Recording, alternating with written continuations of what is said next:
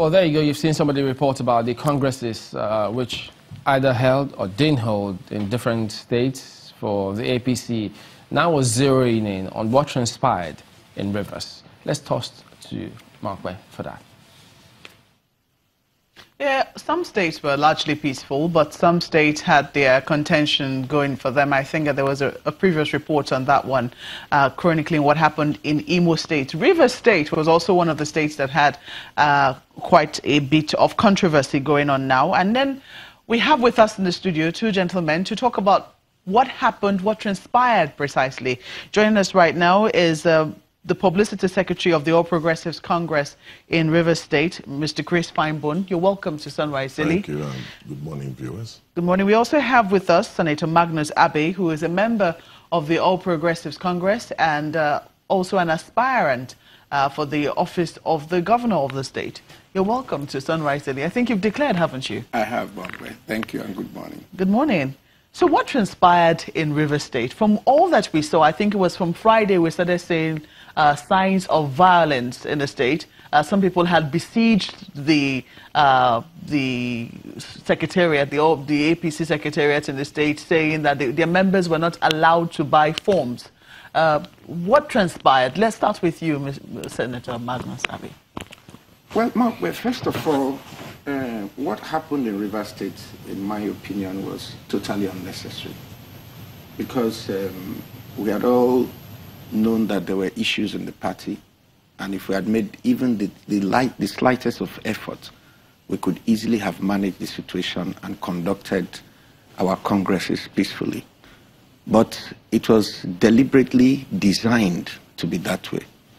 I will give you 4 main scenarios.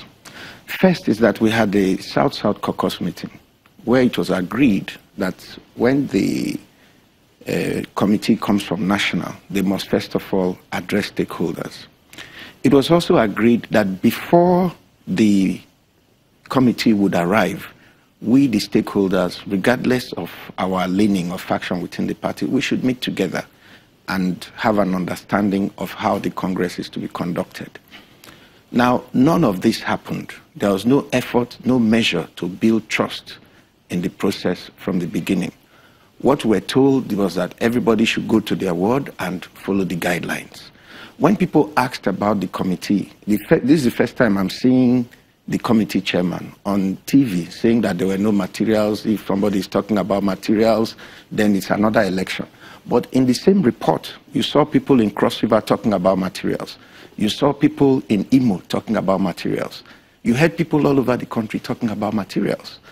So how do you conduct an election in which people don't know the process? Even if there are no materials, somebody who is a contestant in that election, I'm not, needs to understand how his own interest will be protected in the process. Nothing was done. Nobody saw the committee. That's one. Now they said everybody should follow the guidelines.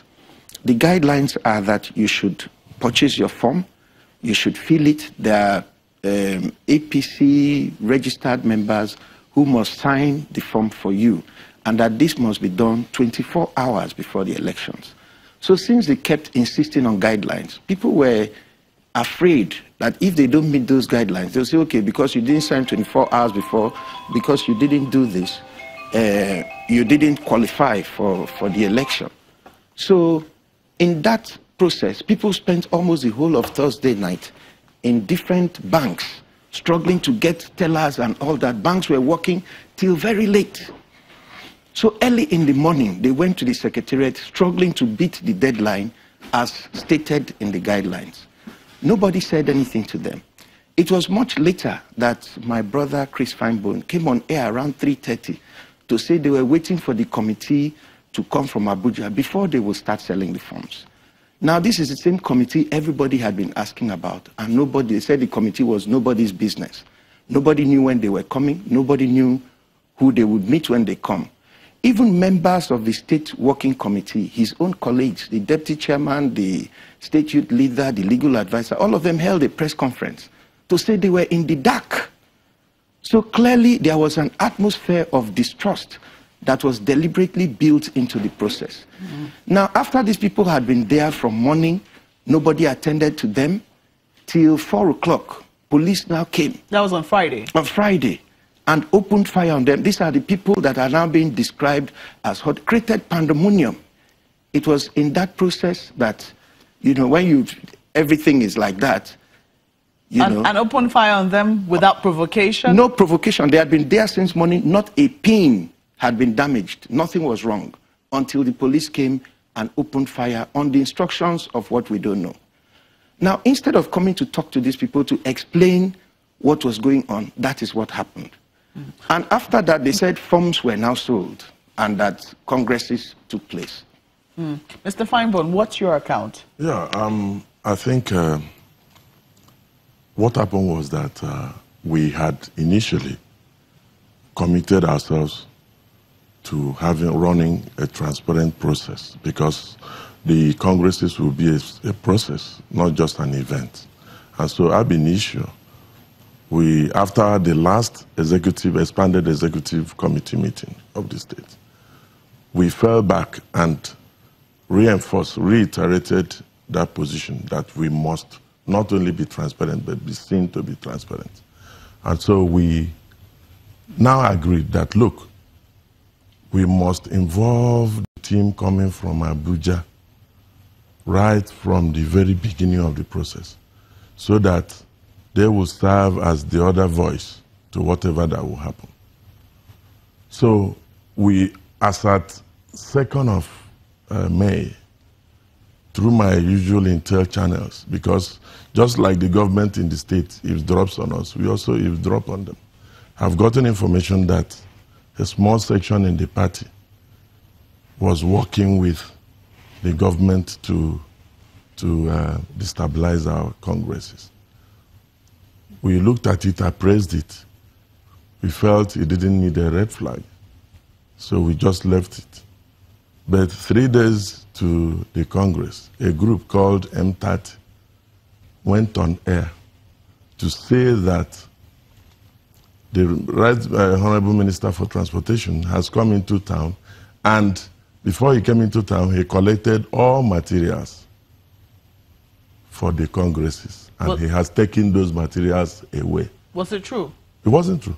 3 days to the election. So we called ourselves again and said, look, this must be, I mean, the intelligence report we had that some people were working to destabilize this process would be true. And so from what we are hearing on air, we better double up our effort to show transparency in this whole thing.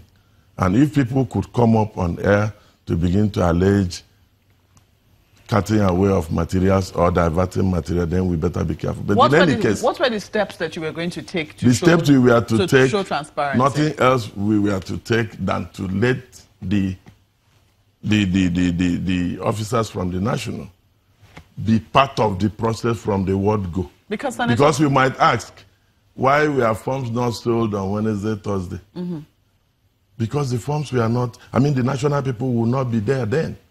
So we now agree that... Did you know the members of the National Committee? Because Senator Abbey said... there's no way I would have known them from Port Harcourt. But we know that National has assigned a team of officers to come.